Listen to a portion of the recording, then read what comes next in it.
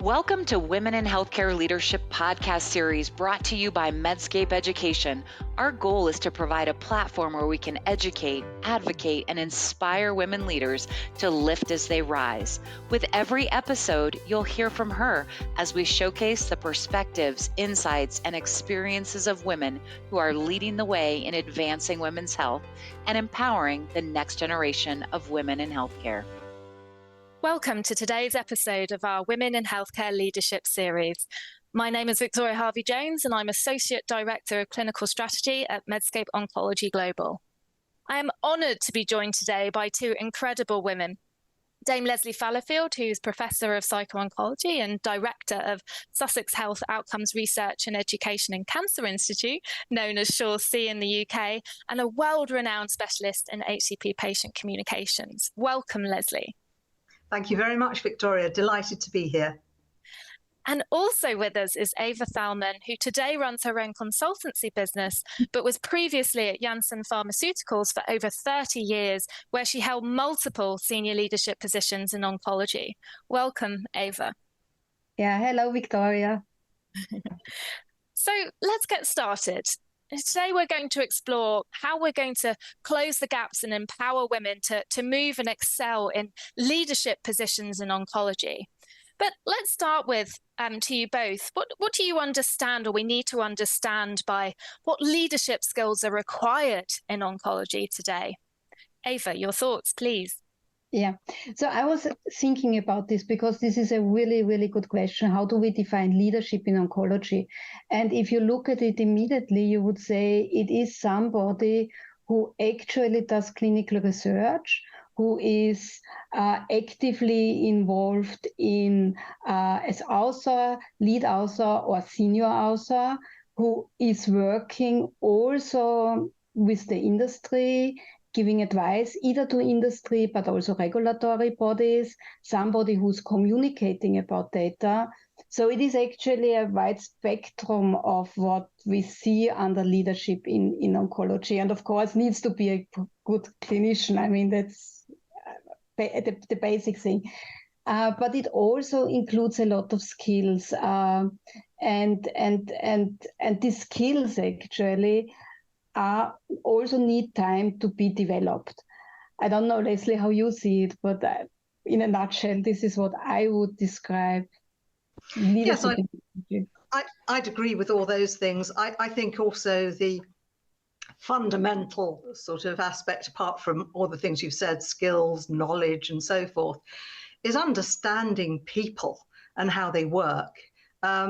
We've got to, if you are in a leadership capacity, deal with a whole range of different personality types.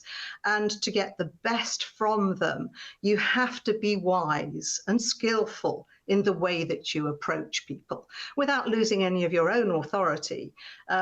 Ensure that you can see things from their perspective, because I think whilst you might have a very clear view about where you want to go, unless you can understand the point of view of the people, the vast array of people that you're dealing with, you're never going to be able to lead them in that direction or not nudge them there.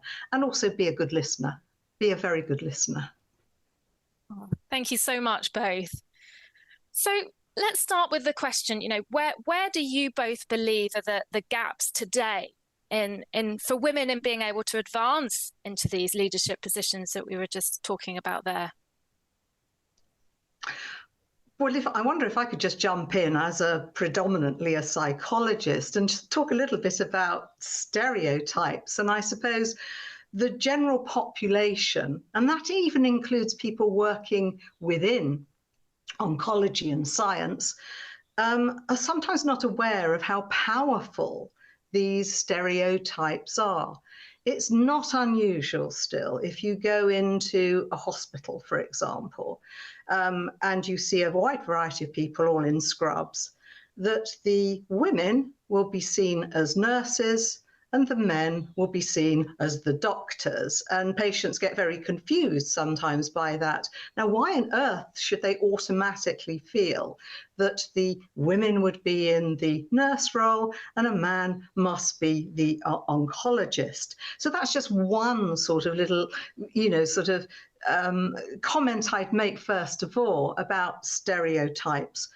Also, I think that whilst we might later in this discussion talk about some of the problems that we have with dealing with men who see women as the carers, the people who should go into the branches of medicine that probably are more in tune with a female stereotypical role, women themselves sometimes are partially to blame with the inequity that exists.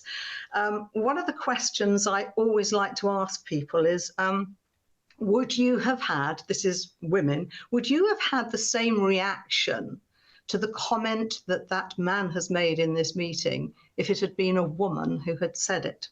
And that's a very good test as to how we almost sometimes as women ourselves allow some of the inequities, the unbalanced sort of discussions that go on exist and persist. Yeah, and I think if I might pop in here, on the other side, actually being a leading specialist in oncology also needs time to build this expertise. And time, especially for younger women, is a very precious thing. Yeah.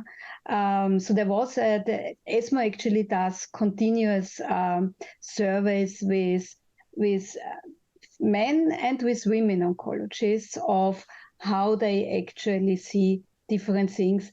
And what came out, and it was published in 2018 by ESMO in ESMO Open, what is one of the major barriers is what we call work-life balance. And I would think it's not the work-life, it's more the work-family balance, especially if you are in a younger age, whereas men, you still can actually focus more on your profession and develop. As woman, you also have to handle a family, small children, and of course, your flexibility is not so big as it or so high as it is with men. So I think that's a factor which, with whatever we are doing, this is still, in my opinion, a very relevant factor because you don't have all the time just to focus on your career. Absolutely, and I think one of the things associated with that is that it is inevitable. Biology will dictate that you're going to have a career interruption for a few months at least, at the very least, if you have children. And career interruptions will often mean that, people who were of similar skills, the man will race ahead with their training, whereas the woman is rather left behind a little. I mean, I just gave up altogether for 5 years during my career so that I could focus on my 2 young children. It was a big struggle to get back up, if you like, into the sort of mainstream of research again, but I just couldn't actually handle it. And I think we do have to be much, much more supportive of women who choose to have children. I mean, we need children, and, there's no way around that. And I just think we need much more help and support and encouragement that you can have both. I mean, I think sometimes I remember people saying, to women, you shouldn't be a surgeon. That's going to be too difficult. Go into general practice and work part-time. That's so diminishing. And also it's counterproductive because there are some very, very good skilled women out there who've never actually been in leadership roles because they've almost like gone along with this sort of, sort of suggestion that really it's either or, you can't have both. You can, it just needs help. Oh, thank you very much, both. And resonates so much as a woman and trying to aspire and build my career. And I have a young daughter as well. I have a 7-year-old. My husband and I were talking this morning. Oh, how do we balance all of this with the back to school routine and travel commitments, etc. But I keep it very much in my heart about wanting to be that inspiration for my daughter as well. To support the next generation coming through. So fantastic discussion there around sort of what the gaps are. Let's start to move now towards some solutions. How can we very much start to close these gaps to raise women's profiles and their leadership presence? Ava, perhaps we could start with you. Yeah, I think one thing is, and we just discussed it, we need to find models to include young women. And I really, what I also observed during the pandemic, and in this case, actually, the pandemic was not a bad thing, was that when we looked into the Congress attendance in 2020, 2021, there were a lot of women actually attending who might not have been able actually to travel. Same was actually also true for clinicians who are in undersourced areas, like, for instance, Africa. Yeah.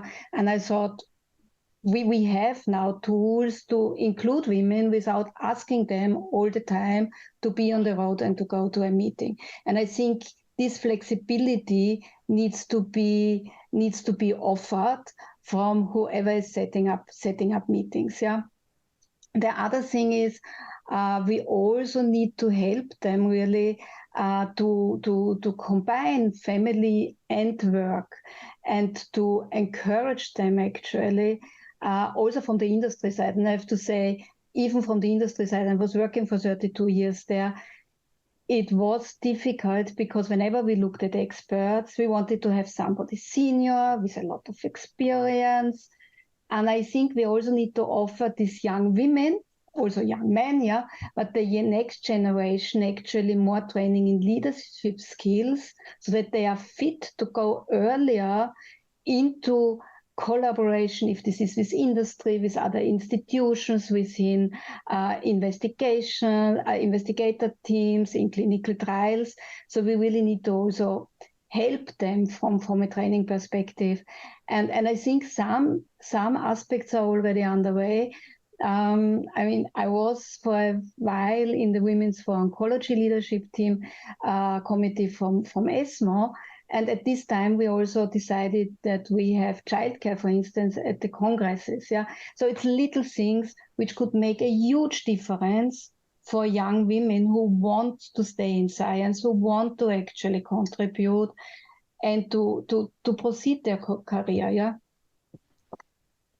I'd sort of, reinforce all those things. And in a moment, I'd like to come back to some interesting things about conference behaviour. But before that, I think it's really important to direct women to some of the other resources that are out there. There's an organisation called GWIMS, Group on Women in Medicine and Science, in the US, that has some fantastic resources in terms of advocacy and activation, equity in promotions. They've got webinars on pregnancy and how to cope with early parenthood. Those sorts of things are really good. In the UK also, the Academy of Medical Sciences, of which I'm a fellow, has had a programme running since 2015 called Sustain. And this is a mentoring network with peer sort of support, lots of toolkits as well to help people progress. Because, when women are, for example, taking time off, obviously they need to focus on their new baby, but that doesn't mean their brain stops working. And I think to encourage them to continue to at least be involved in research is really important. So those sorts of things are really, really key. Use the resources. But then we've got to look at behaviours in terms of, role models. And thank you so much, Medscape, for all the different sessions that you run at congresses and also the webinars that you produce, because you often have women there chairing things, leading things. And thank you, because very often people go automatically to the most senior male as the authoritative person. Now, there's some really fascinating work that's been done looking at conference behaviour. You were mentioning that, you know, sort of now we have more or less an equal split. Certainly in most of Western Europe, there's an equal split of women and men in oncology. And by and large, at big congresses, you'll see the participants fit that sort of split. But when you actually look at who is chairing most of the sessions, it's invariably a man. Sometimes there might be a co-female chair.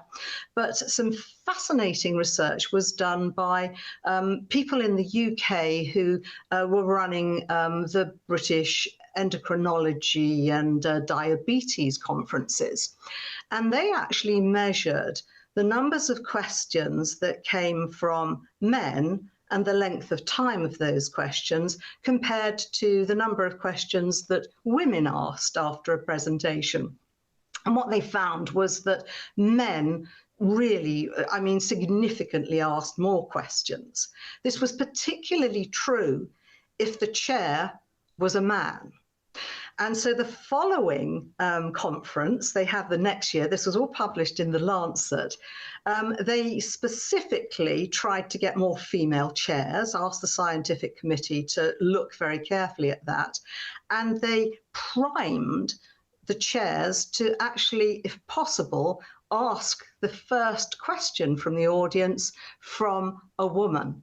And what happened was, guess what? Women actually asked more questions. Now, that's one way of actually promoting yourself as a good scientist interested in work. If you're at a big conference and you stand there, announce your name and ask a relevant question, that helps. It's all little things together. Oh, there's a woman asking a sensible question. Yeah, maybe I'll go and talk to her later. And that's how you get networking started, research grants, ideas sort of to the fore. But I think that particular study was fascinating. So, you know, I mean, thank you, Victoria, and your colleagues for never ignoring the possibility that a woman can chair something. Thank you for picking up on that, if I may. And it's absolutely something, you know, that we are championing when I'm, you know, working with my colleagues and we're thinking about faculty, and it's women, it's and diversification in terms of people from different cultural backgrounds as well. So yeah, we absolutely want that to be highly represented in the education that we deliver. Ava, please. Yeah, I think what Leslie just described also is to tell young women, step up and lean in and try it. Yeah, if you fail, you fail. Okay, we all are failing. Yeah, it doesn't matter in the big picture, but try it and really lean in to do things, even if you are not completely sure if you can master it. Yeah, and I think there is a huge difference in between men and women. I observed this since, you know, my 32 years in the industry. It's the same in the industry. I always told my young colleagues, talk, yeah, speak up, because men actually are very eloquent in how they promote themselves. Yeah. And this is not always the case with women. And I think this is also something we need to change. And I agree with Leslie, we need to have female mentors and sponsors who exactly actually look that the next generation is allowed to speak up and to be included and to try actually their leadership skills. There's an interesting problem, isn't there, also, actually, Eva, that I think we should mention, which is that it's not just sort of behaviours during congresses. When you're actually on scientific committees, when you're on review boards, when you're on consultancy about new drugs, advisory boards, all these sorts of things, it's quite interesting how often the men sort of tend to, not all, I love men, but not all of them, but some of them do assume that, what they're saying has got more relevance, they get more airtime, and sometimes they can be very, sort of diminishing of your role. I mean, I suffer from two things. I'm a woman, and I'm also not an oncologist, I'm a psycho-oncologist. So it's easy to sort of like sideline me. And I've been in meetings where I have had actually a very, very important role to play in the discussion, where it's, well, you're not really an oncologist. And I call them out, and you must actually, it won't win you favors. You must call them out when they do that, because if you, who are in a sort of fairly senior position, can't handle that sort of behavior, how the hell can the sort of younger women actually trying to make a name ever sort of cope with that sort of thing?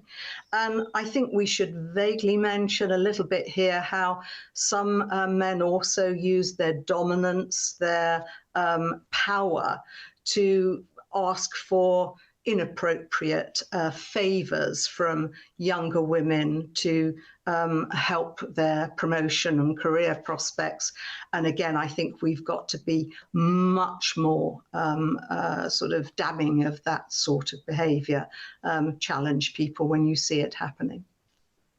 Oh, thank you both. And I couldn't agree more with all of the things that you've been just saying in that. And that's why I love this conversation, that we've been able to have this. It's about empowering women, empowering each other, standing as a tribe almost. We talk about this in motherhood. I remember when I was on maternity leave, and it was about building your relationships with other mothers, and I think we've a role to play in our careers and championing ourselves. And one thing I think I took from that as well is about pushing yourself out of your comfort zone. I certainly have to, I'm going to be honest, I've not done anything like this before as part of this conversation. But, I wanted to do this, and I've learned so much, through these conversations, empowering me to take a leadership role in a patient centricity and integration initiative that I'm working on here at Medscape, actually in collaboration with Leslie as well. So yeah, loving all of these call to actions. And I just wondered for the sort of remaining part of the conversation, if we could, we're talking about oncology, the patients with cancer, can we bring it back now to the patient? And how you think all of the conversations that we've been having, today, how can we bring this together to have a positive impact on patient outcomes? I'd welcome your thoughts there. Well, I mean, as patient centricity is, the name of the game these days. I mean, they're words that trip off the tongue very easily. Everybody could say it was a really important thing. But in practice, when you actually view the behaviors of oncologists in clinic, sometimes it's not their fault. The, time pressures and everything are dreadful. But the behaviors of female oncologists, when you, for example, examine their communication with patients, are different. There are lots of systematic reviews of studies, robust studies that have been done looking at how people talk with patients about complex and also sad, bad, and difficult things. And we know that by and large, women tend to engage in more partnership building behaviors.